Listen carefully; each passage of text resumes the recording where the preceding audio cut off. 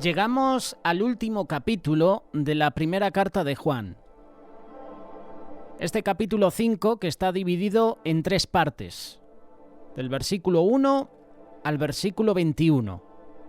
Del versículo 1 al versículo 5 trata este tema, la fe que vence al mundo. Del versículo 6 al versículo 12 trata este tema, el testimonio del Espíritu. Y por último, del versículo 13 al versículo 21, el conocimiento de la vida eterna. Estos son los 3 temas que en las próximas semanas os vamos a presentar en este espacio de los estudios bíblicos. Hoy los primeros 5 versículos de este capítulo 5, primera carta de Juan. Todo aquel que cree que Jesús es el Cristo es nacido de Dios, y todo aquel que ama al que engendró, ama también al que ha sido engendrado por él.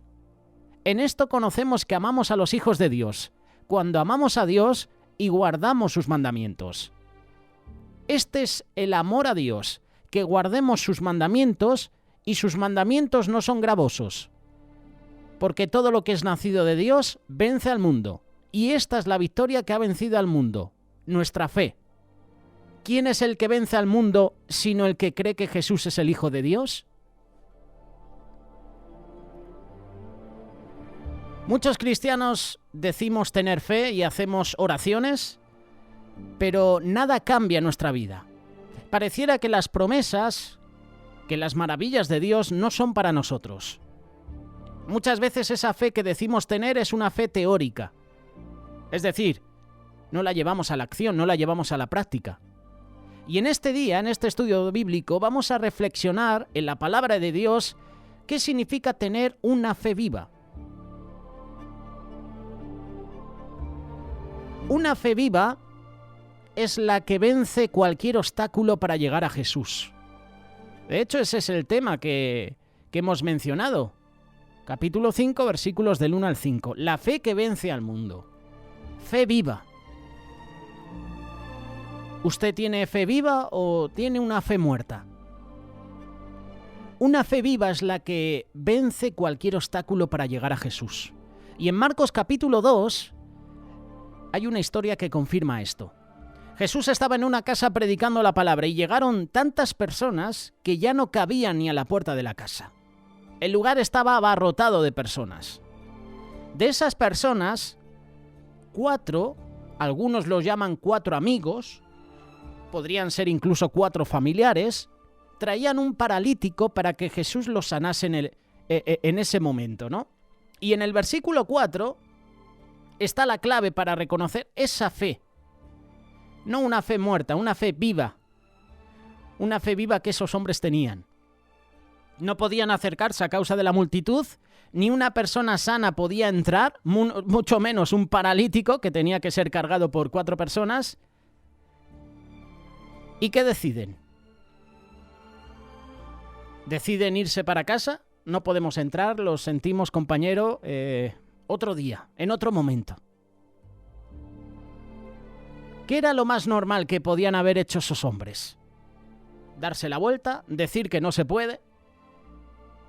Pero esa no fue la actitud. La fe viva hace normal las cosas. La fe viva hace cosas fuera de lo normal, fuera de la lógica humana. Esos hombres, como no podían llegar delante de Jesús por la puerta, no se rinden. ¿Qué hacen? Suben al paralítico al techo de la casa, abren el agujero de la casa, es decir, rompen el techo y lo bajaron delante del Señor. Hacen eso en nuestra casa, ¿verdad? Y montamos ahí un pollo increíble. En vez de ver el milagro, la sanidad de ese paralítico, seguramente hubiéramos pillado a los 4 amigos aparte y le hubiéramos dicho, me vas a tener que pagar el techo. Esos hombres rompen el techo y bajan al paralítico delante del Señor. En la misma presencia de Jesús estaba ese paralítico. Por eso la palabra dice, al ver Jesús la fe de ellos, esto es increíble, al ver Jesús la fe de ellos. ¿Cómo pudo ver Jesús la fe de ellos? Por sus obras. En nuestra vida cristiana, una fe viva es aquella que vence cualquier obstáculo para buscar la palabra de Dios. ¿Cuántos cristianos hoy en día dicen creer en Dios, pero al más mínimo obstáculo se desaniman? El clima, el cansancio, los hijos, el horario de trabajo, las tareas escolares, los quehaceres de la casa. Si quieres que tu fe sea una fe viva, tienes que vencer todos esos obstáculos. Tienes que superar esas dificultades para buscar al Señor. Santiago capítulo 2, verso 26. Mira lo que dice. Porque como el cuerpo sin espíritu está muerto, así también la fe sin obras está muerta.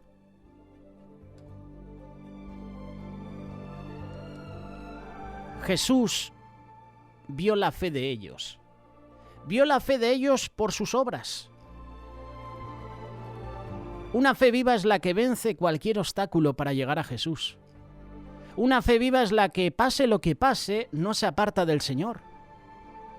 Hay otro pasaje, Mateo capítulo 15, versículo 21, habla de la mujer sirofenicia. Vemos a esta mujer que no era del pueblo de Israel, pero tenía una gran necesidad. Su hija estaba atormentada por un demonio. Ella creyó en Jesús, ella sabía que él podía obrar un milagro en la vida de su hija, y fue a buscarlo. Su fe fue puesta a prueba. Dice la palabra que el Señor no le responde palabra. Los discípulos además la mandan callar. Le dicen a Jesús los discípulos, oye, maestro, despídela, que está detrás de nosotros, dando voces. Ella clamó aún más. Y mira la respuesta de Jesús. Son 3 obstáculos. Jesús, en primer lugar, no la responde palabra. ¿Te has sentido alguna vez que has pedido consejo o has ido a alguna persona, le has comentado algo y esa persona no te ha dirigido la palabra? A lo mejor porque estaba trabajando, estaba ocupado, pero ¿te has sentido así? Que estás hablando con alguien y como que no te dirige la palabra. Primer obstáculo, silencio de Jesús. Segundo obstáculo, los discípulos. Oye, Jesús, despídela, échala de aquí, es que está detrás de nosotros gritando y no nos estamos enterando de lo que estás compartiendo. ¿Te ha pasado alguna vez que estás en el cine, por ejemplo, viendo una película y a los de atrás están hablando y te dan ganas de girarte y dice, oye, ¿os queréis callar? Los discípulos le dicen a Jesús, oye, despídela, que está detrás de nosotros, la que está liando, nos está dando la tabarra. Segundo obstáculo, la oposición de los discípulos. Y tercer obstáculo, Jesús la dice que no estaba bien quitar el pan de los hijos, el pueblo de Israel, y darla a los perrillos. Vaya respuesta de Jesús. Aún así esta mujer no se fue. Una fe viva es la que pase lo que pase, no se aparta, no se resigna. Con todo esto una persona normal se desanima, se enoja, se resiente con el Señor, se da la vuelta y regresa a su casa, se enoja. Pero esta mujer tenía una fe viva, una fe que no se rendía. Ella le dijo al Señor, aún los perrillos comen de las migajas que caen debajo de la mesa de sus amos. Y al oír esto Jesús le dijo, mujer, grande es tu fe. Nosotros decimos tener fe en el Señor, pero ya no queremos congregarnos porque hablaron mal de nosotros en la iglesia. Ya no queremos servirle al Señor porque el líder nos puso en disciplina, nos regañó. Ya no queremos ir a la iglesia porque el pastor no nos ha saludado. Ha pasado totalmente de mí. Reflexionemos, ¿qué hubiera pasado si esa mujer se rinde? ¿Qué hubiera pasado si esa mujer se va resentida de regreso a casa? Si esa mujer, a la primera de cambio, al primer obstáculo, al silencio de Jesús, o al segundo, cuando los discípulos la están echando, se resigna, se va a su casa, su hija no habría recibido el milagro. Si esa mujer se rinde, su hija no recibe sanidad. Pero esta mujer, esta madre era valiente, era esforzada, no se rindió ante los obstáculos. Eso es lo que hace una fe viva. No se rinde. Pase lo que pase, no se aparta del Señor. Una fe viva es la que obedece a Dios sin cuestionarlo. Juan capítulo 9, versículos del 1 al 7, es una de mis historias favoritas. El ciego de nacimiento. Cuando vieron los discípulos a un hombre que era ciego de nacimiento, para ellos fue un motivo para cuestionar y juzgar la vida de ese hombre. ¿Qué le dicen los discípulos? Oye, maestro, oye, Jesús, ¿quién pecó? ¿Este o sus padres para que naciera ciego? ¿Ves? Ya está el juicio. ¿Cuántas veces nosotros hacemos lo mismo? En vez de alentar, en vez de restaurar, juzgamos, criticamos. El llamado de un cristiano es a alentar, es a restaurar vidas, no a juzgar, no a hacer juicio. De eso se encargará Dios. Tú y yo no estamos para condenar, estamos para restaurar, estamos para animar, estamos para alentar. ¿Quién pecó, este o sus padres, para que naciera ciego? Para Jesús era una oportunidad para obrar maravillas, hacer misericordia. Jesús hizo algo extraño, escupió en tierra con la saliva y la tierra hizo lodo, con esa tierra hizo lodo, y ese lodo se lo untó en los ojos al ciego y luego le dijo que fuera a lavarse los ojos. Pero no a cualquier lado, sino al estanque de Siloé. Ese hombre no vio a Jesús. Ese hombre quizás no conocía a Jesús, pero creyó en él. Creyó en sus palabras, obedeció. Con los ojos llenos de barro, que uno puede pensar, vaya milagro de Jesús, ¿no? Podía haber hecho el milagro de otra manera, ¿por qué con barro, no? Jesús obra de maneras que tú y yo no podemos entender. Yo me he hecho muchas veces esa pregunta, ¿por qué Jesús untó barro en los ojos del ciego, untó lodo? ¿Por qué ese milagro fue de esta manera? Con los ojos llenos de lodo, se fue a lavar donde Jesús le dijo. Y lo maravilloso es que el ciego de nacimiento regresó viendo. Jesús no va a hacer en nuestra vida algo extraño como untarnos los ojos con saliva y tierra, pero quizás estamos orando para que Dios nos dé un trabajo y a lo mejor Él nos está pidiendo que le demos todo el dinero que tengamos a una persona necesitada. Quizás estás orando por sanidad y Dios te dice que tienes que ir a buscar y pedir perdón a esa persona que dañaste en tu juventud, en tu infancia. Quizás Dios pondrá en tu corazón hacer cosas que te parecen extrañas, pero si tienes fe, obedeces sin cuestionar.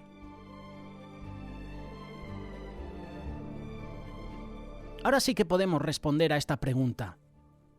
¿Cómo está nuestra fe? ¿Es una fe viva o está muerta? Porque esta es la fe que vence al mundo. Eso es lo que dice la primera carta de Juan, capítulo 5. Mira lo que dice el versículo 4, porque todo lo que es nacido de Dios vence al mundo. Y esta es la victoria que ha vencido el mundo, nuestra fe.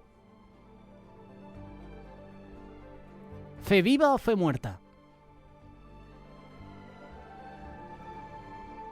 Me gustaría comparar ese pasaje famoso, sin duda el pasaje más leído, más memorizado, más escrito, más conocido, Juan capítulo 3, verso 16. Porque de tal manera amó Dios al mundo, que ha dado a su Hijo unigénito, para que todo aquel que en Él cree no perezca, mas tenga vida eterna. ¿Alguna vez te has preguntado por qué Juan 3:16 en el Nuevo Testamento, por ejemplo en la versión Recobro, le añade un asterisco a la preposición en? A mí me gusta leer varias traducciones de la Biblia y varias traducciones de algunos versículos. Pues en esta versión Recobro, que por cierto es la que presentan nuestros compañeros del programa Estudios Vida, de lunes a viernes a partir de las 10, y he sentido esa duda, ¿por qué le añade no un asterisco en esa preposición en? Y es que el Nuevo Testamento se escribió en griego, que es el idioma común de aquella época en esa tierra. En el griego original, la palabra traducida en expresa un significado diferente al que comúnmente conocemos. En se usa no solamente en Juan 3:16, sino también en otros versículos del Nuevo Testamento.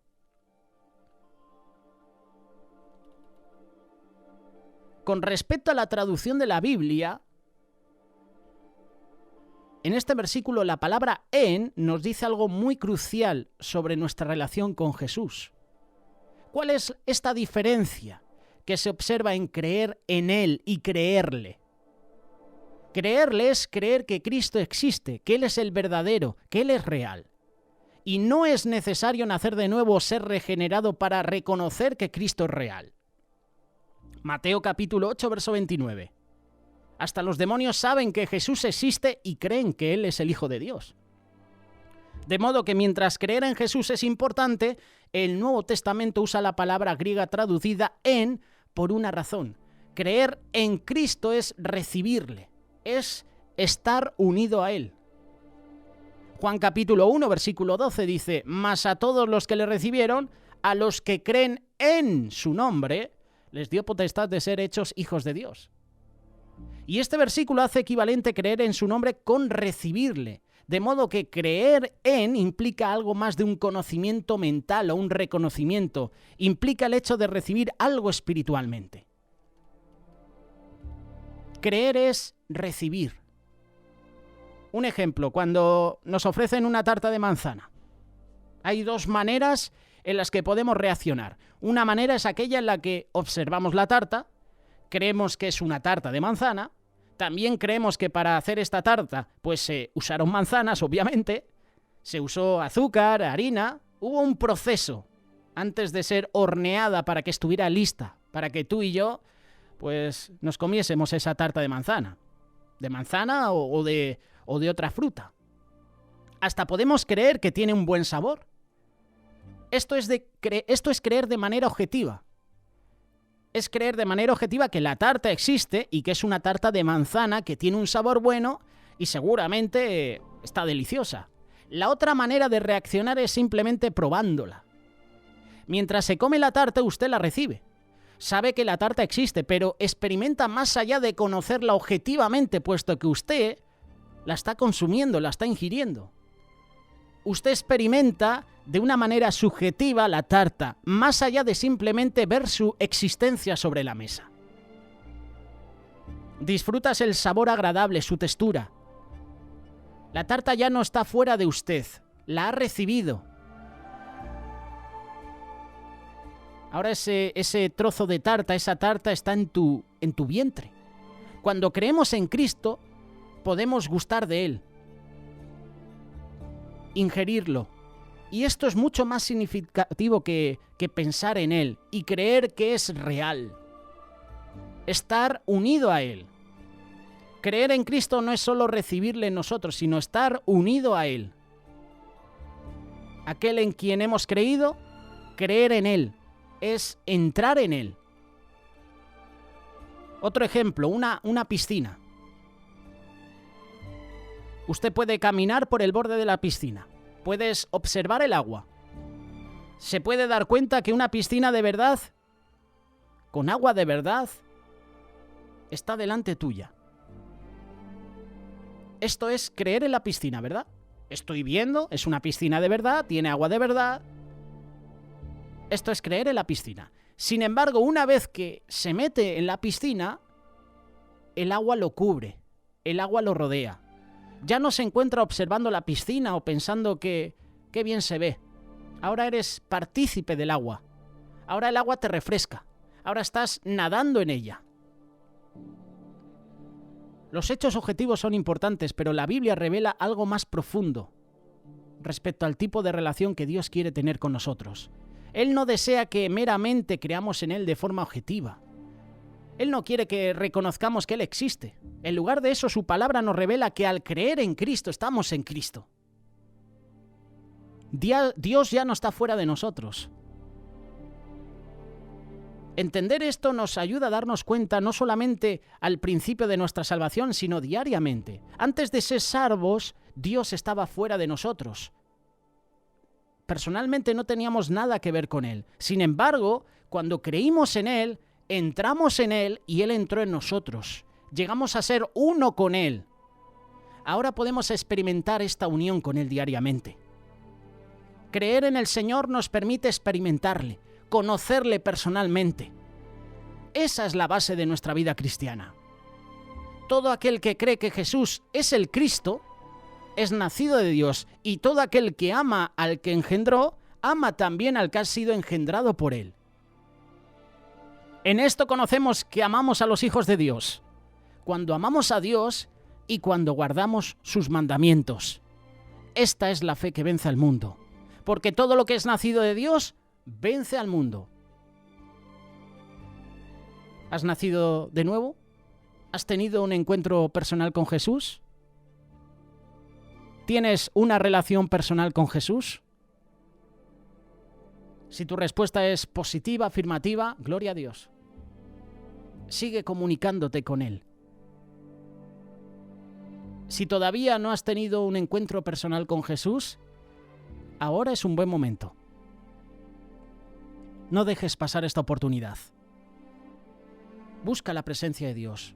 Humíllate, arrepiéntete, reconoce tu pecado.